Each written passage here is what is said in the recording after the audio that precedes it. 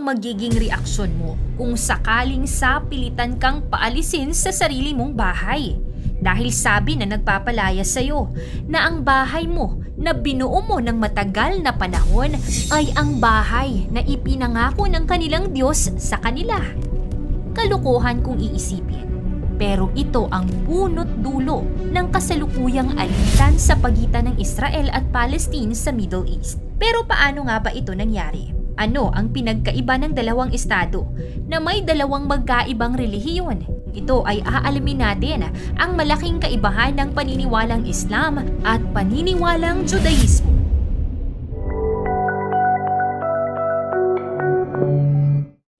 Kasaysayan at pinagmulan.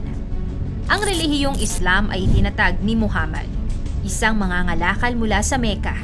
Sa gulang na 40, siya ay tinawag ng Diyos o Allah upang maging propeta at magdala ng mensahe ng Islam. Siya ay nagpatuloy sa pagtanggap ng mga mensahe mula kay Allah sa loob ng 23 taon. Habang ito ay unang nakuha sa paraang oral, ito ay isinulat ng mga tagasunod ni Muhammad at naging Quran. Ang mensahe na ito ay nagtataguyod ng pananampalataya sa iisang Diyos at pagtuturo ng pagmamahal, katarungan at kabanalan sa mga Muslim. Pagkamatay ni Muhammad, kumalat ang Islam sa mga karatig bansa. Ang mga Muslim ay naghari sa mga lugar na kinokontrol nila, kasama na ang Jerusalem at ang bahagi ng Byzantine Empire. Samantala, ang Judaismo ang pinakamatandang relihiyon sa lahat ng mga Abrahamic religions.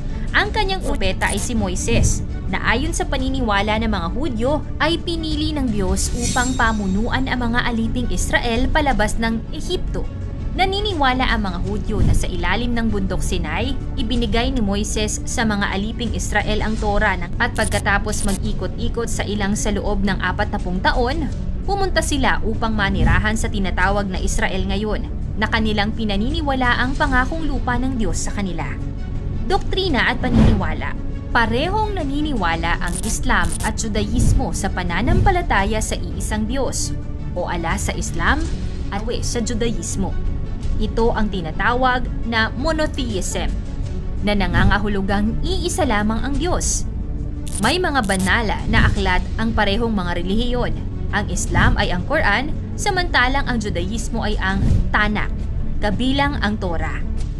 Si Muhammad ay itinuturing na huling propeta sa Islam, samantalang si Moises ay kilala bilang nagdala ng Torah sa Judaismo. May mga ritual at tradisyon na nagsusustento sa bawat relihiyon. Halimbawa, ang mga Muslim ay sumusunod sa 5 pillars of Muslim, habang ang mga Hudyo ay may 3 panalangin na ginagawa sa isang araw. Karagdagang isang panalangin ang ginagawa kapag araw ng Sabat at holiday. Walang larawan na kumakatawan sa Diyos ng mga Islam. Moske ang lugar na sambahan ng mga Muslim, habang mga sinagoga, templo at mga bahay naman para sa mga Hudyo. Imam ang nangunguna sa klergo ng mga Muslim, habang mga rabbi naman para sa mga Hudyo. Pangunahing turo. Sa Islam, ang mga tao ay pinapanganak na malinis at walang kasalanan. Kapag narating mo ang pagbibinata, ikaw ay may pananagot na sa lahat ng iyong ginagawa at kailangan mong piliin ang tama mula sa mali. Tinuturo din ng Islam na ang pananampalataya at pagkilos ay magkasama. Samantala, itinuturo ng Hudyo na kailangan mong pumili ng mabuti sa masama. Sa relihiyong ito, ikaw ang responsable sa sarili mong kilos at hindi pag-iisip. Pangunahing layunin ng Islam ang pananagutan sa buhay sa pamamagitan ng pagsunod sa gabay ng banal na Quran at Hadith. Pagpupunyagi na paglingkuran ang sangkatauhan sa pamamagitan ng pagmamalasakit, katarungan, katapatan at pagmamahal sa lahat ng nilalang ng Diyos.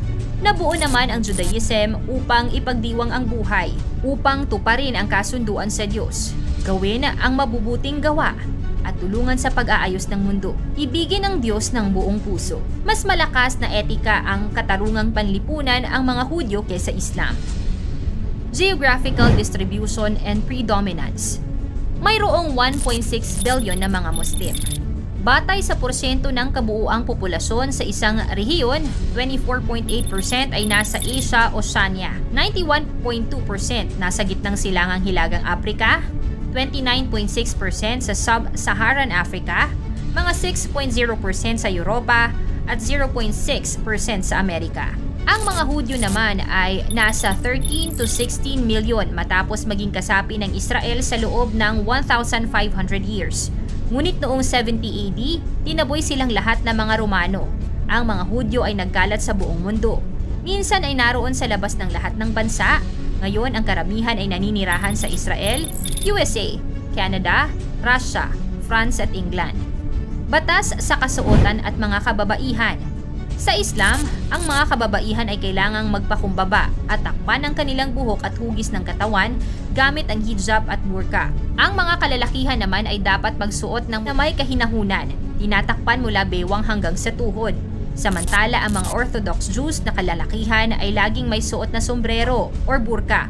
Ang mga Orthodox na kababaihan naman ay maaaring magsuot ng sombrero o wig. Mga kautusan sa pagkain o inumin. Sa Islam, ang mga pagkain at inumin ay maaaring halal o haram.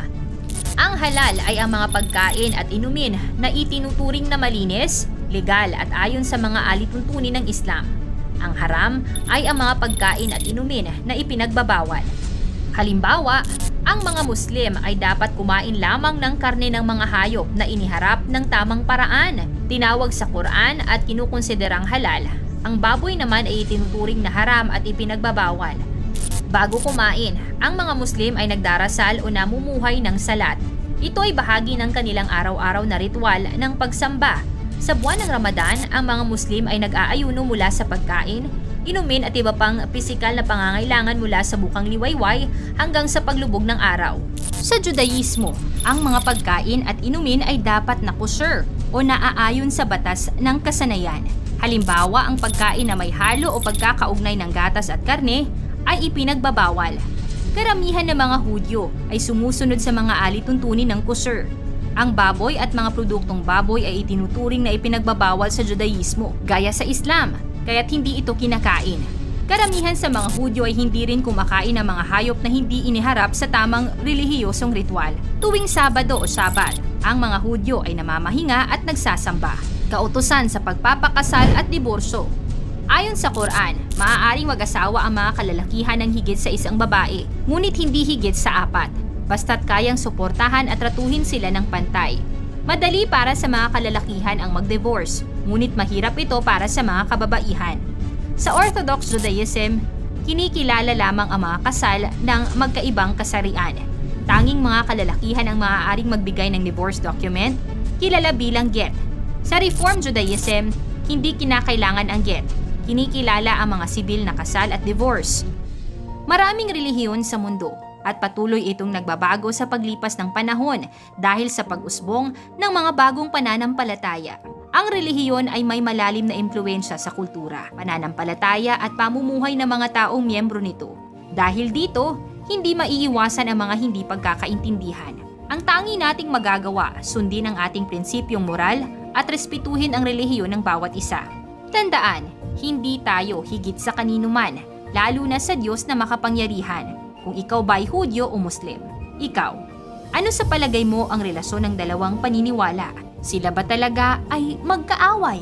O kahit anong pinaniniwalaan nila at pinaninindigan, hindi ba sa kautosang pag-iibigan at pagkakapatiran dapat maggalangan? I-komento mo naman ang iyong reaksyon. Paki-like ang video, i-share mo na rin sa iba. Salamat at God bless.